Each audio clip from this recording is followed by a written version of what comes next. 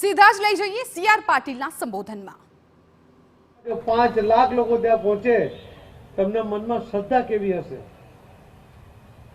મારે આપ સૌને પણ એટલા માટે કહેવું છે કે આવો આપણે સાથે મળીને આપણા ગુજરાતને, આપણા દેશને આગળ વધારવામાં મોદી સાહેબનો હાથ પણ મજબૂત કરીએ અને તમારા વિસ્તારની અંદર તમારી અપેક્ષા મુજબના કામો પૂર્ણ થાય, લોકોની અપેક્ષાઓ પૂર્ણ થાય, એ જે તમારી ઈચ્છા છે એ પણ ભારતીય જનતા પાર્ટીના માધ્યમથી પૂર્ણ થાય, એના માટે આપણે સાથે મળીને પ્રયત્ન કરીએ, એ જ આપની પાસેથી અપેક્ષા છે ને અમારા તરફથી પણ આપને વિશ્વાસ અપાવે છે કે આપણે સાથે મળીને આગળ વધીશું અને ગુજરાતના માધ્યમથી દેશને પણ મજબૂત કરીશું।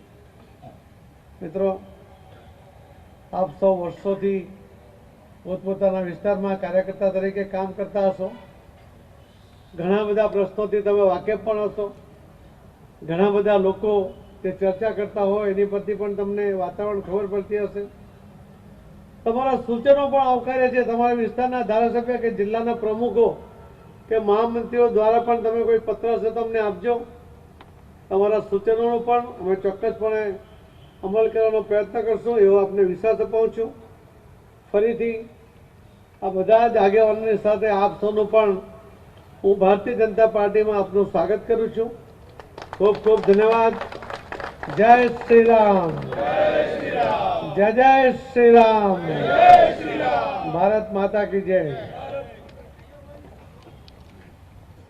પાટીલની હાજરીમાં આજે ભાજપનો ભરતી મેળો યોજાયો કે જેમાં રાજ્યના વિવિધ ક્ષેત્રના આગેવાનો છે, 1500 જેટલા આગેવાનો છે એ ભાજપમાં જોડાયા છે। ત્યારે સીઆર પાટીલનું આ મહત્વપૂર્ણ સંબોધન, અયોધ્યાની પણ વાત કરી, જય જય શ્રીરામના પણ તેમણે નારા લગાવ્યા અને જે પણ લોકો ભાજપમાં જોડાયા છે તેમનું સ્વાગત કર્યું, તેમને આવકારવામાં આવ્યા છે।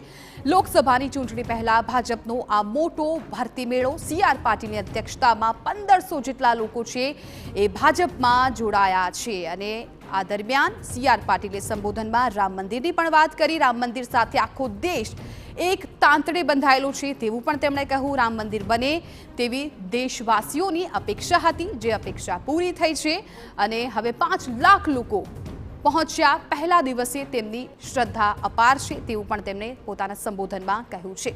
મહત્વનું છે કે આજે સીઆર પાટીલની હાજરીમાં ભાજપનો આ ભવ્ય ભરતી મેળો કે જેમાં રાજ્યના અલગ અલગ ક્ષેત્રોના જે આગેવાનો છે એ ભાજપમાં જોડાયા છે। 1500 જેટલા લોકો છે ભાજપમાં જોડાયા છે। કોંગ્રેસ, આમ આદમી પાર્ટીમાંથી પણ લોકો આજે ભાજપમાં આ ભરતી મેળામાં જોડાયા હતા।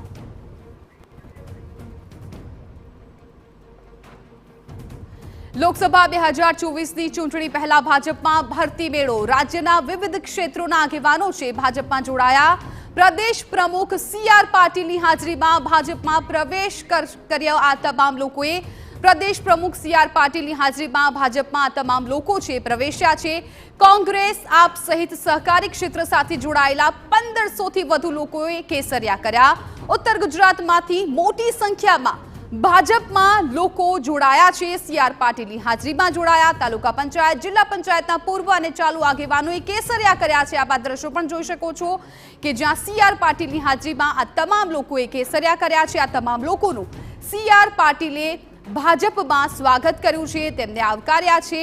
આ તમામ લોકો છે 1500 જેટલા લોકો કે જેઓ આજે ભાજપમાં જોડાયા છે। કોઈકે કોંગ્રેસમાંથી એક્ઝિટ કરી છે, કોઈકે આમ આદમી પાર્ટીમાંથી એક્ઝિટ કરી છે, તો કોઈક સહકારી ક્ષેત્ર સાથે જોડાયેલું આગેવાન છે કે જેઓ આજે ભાજપનો સાથ જોડ્યો છે, ભાજપનો હાથ પકડ્યો છે અને કોંગ્રેસ અને આમ આદમીને ટાટા બાય બાય કહીને હવે ભાજપનો કેસરિયો તેમણે ધારણ કરી લીધો છે।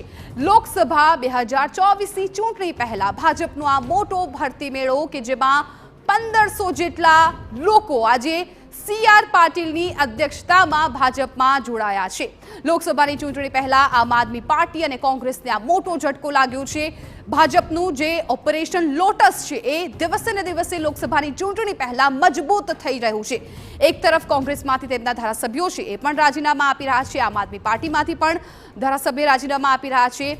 એ બંનેનું સંખ્યાબળ છે એ ઘટી રહ્યું છે અને ભાજપમાં ભરતી મેળો છે એ યથાવત છે। ઓપરેશન લોટસ છે વધુ મજબૂત બની રહ્યું છે। લોકસભાની ચૂંટણી પહેલા ભાજપમાં વધુ 1500 લોકો છે એ જોડાઈ ગયા છે અને આ 1500 લોકોમાંથી કોઈક આમ આદમી પાર્ટીમાંથી આવ્યું છે, કોઈ કોંગ્રેસમાંથી આવ્યું છે, તો કોઈ સહકારી ક્ષેત્રમાંથી ભાજપમાં જોડાયા છે।